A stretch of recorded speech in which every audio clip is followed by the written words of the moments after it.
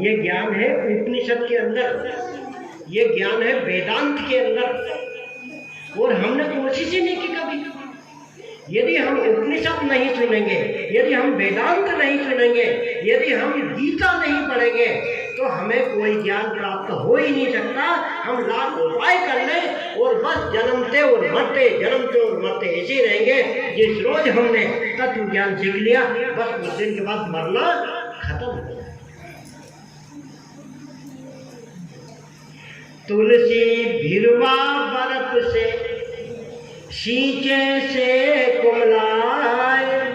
तुलसी का पौधा है ना, तुलसी के पौधे में हम जल भी डालते हैं। यहाँ तक कि गर्मी बहुत पड़ रही है, चलो बर्फ डाल दो, ठंडाई करने का प्रयास करो। तुलसी भिरवा बर्फ से, सींचे से कुमलाए, रहे भरोसे राम के, पर्वत पर लहराए।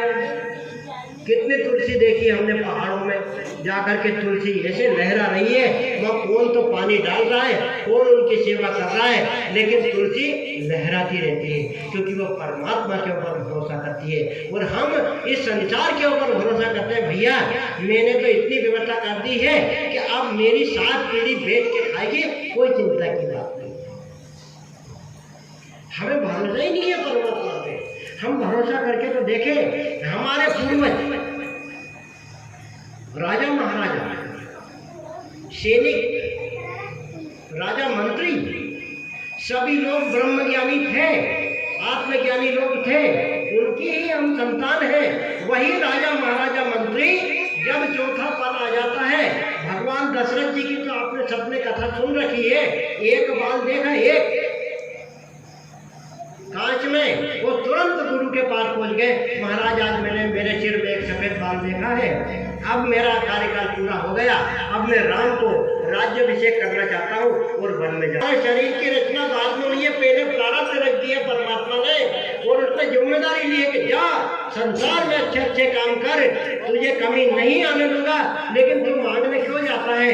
मान लो मैं आपके घर नौकरी करने के लिए ले गया, और आपके यहाँ अपने गाँव में नियम है कि साल भर के लिए नौकरी पर रखें, और आपसे पैसे ले लिए, हानि ले गया आपके यहाँ, और 80,000 रुपये आपने गिन के नगद दे दिए। मान रहे हैं ये नियम के विरुद्ध है।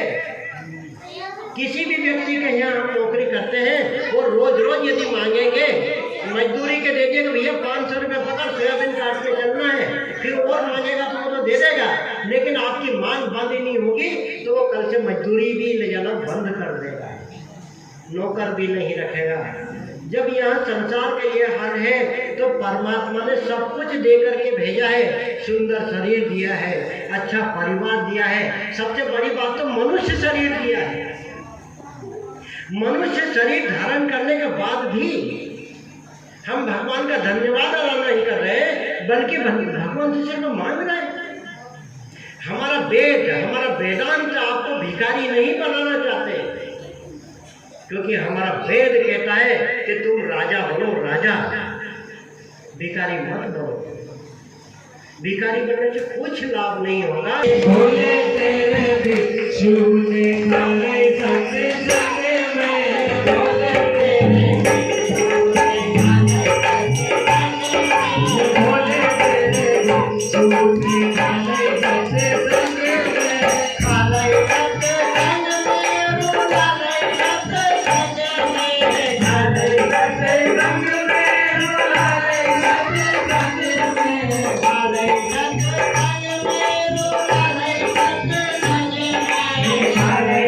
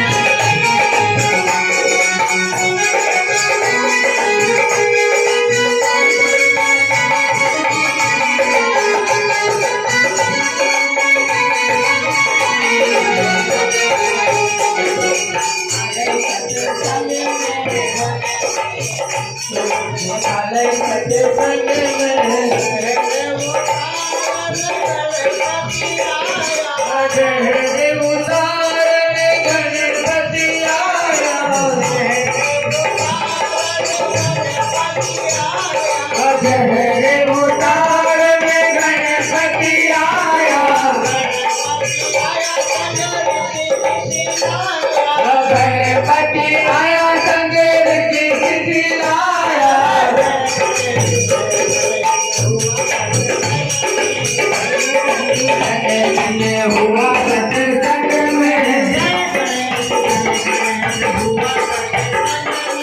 जय गणेश हुआ सत्संग में, आए वहाँ सत्संग में विष्णु जी आए, विष्णु जी आए संगे लक्ष्मी जी को लाए,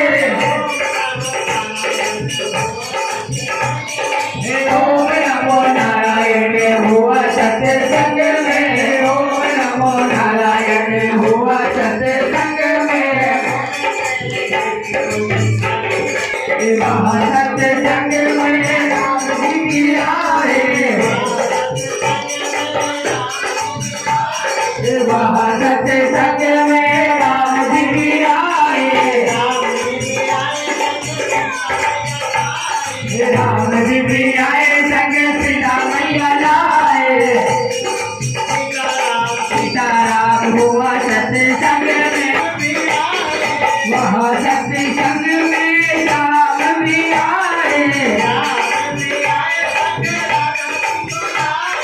श्याम भी आए संग राधा जी को लाए, ध्यान से मिलता ज्ञान है ये सिद्धांत महान।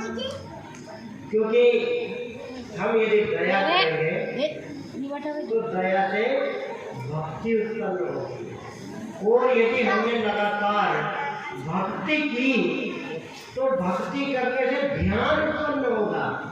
हमने तो पूजन करी और भजा, पूजन करो, थोड़ी देर भगवान के मंदिर में बैठो और मंदिर में बैठ के थोड़े भगवान का ध्यान लगाओ, क्योंकि कर्म तो आपने कर लिया, कर्म उपासना हो। लेकिन अब यहाँ पर एक कथा ऐसी आ रही है कि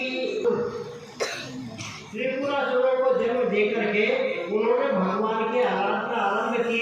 उन्हें गुरु मिले शुक्राचार्य, शुक्राचार्य जी ने उनको ज्ञान दिया कि यदि तुम्हें विशेष शक्ति की आवश्यकता है तो भगवान ब्रह्मा जी की तपस्या करो।